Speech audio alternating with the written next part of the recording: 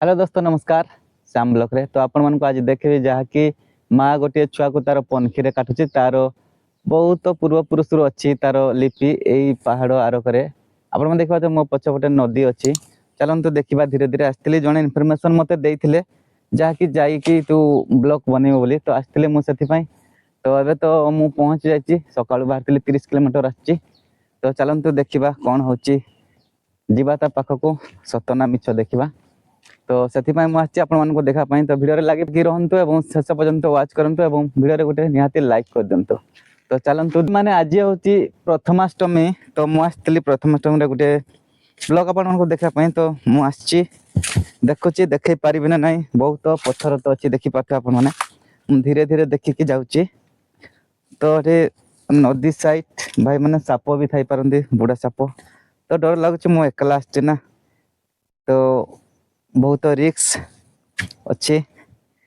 तो एबे तो नदी बढ़ी भाई माने तो जाई हब ना बोधे मत सेमती लगुच। तो आपण मैंने देखी पारे नदी तल से नदी सुखिला परे जाई आर पटे जावाक पड़ो से पहाड़ आर पटे अच्छी से नदी डेगी आर पटे जावाक पड़ो आपण मानक देखापी।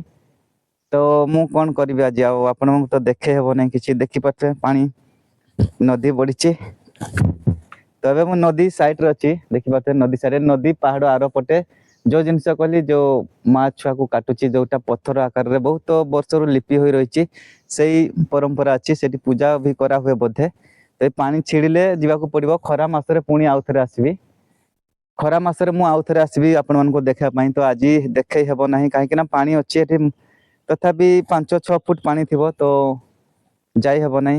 तो मु आउ थे आसले आपण देखिए तो आपण मैंने देखले पानी जमी जोटा कि पानी फुल अच्छी तो 10-15 फुट पानी हे तो जाकि देखे है ना डेगिकी आर साइड को। तो आपण मान जूम कर देखे जो बहुत दूरिया अच्छी तो आपण मैंने देखिपे तो लाली भाया दिशुची से पाखरे अच्छी से मूर्ति पत्थर आकार। तो खरा मासरे मु जीवी तो आपण मैंने खरा मासरे पूरा डिटेल्स देखिपारे तो खरा मासरे जाए आपण मानक देखेबी। तो आज विदाय दिंतु नमस्कार जय जगन्नाथ।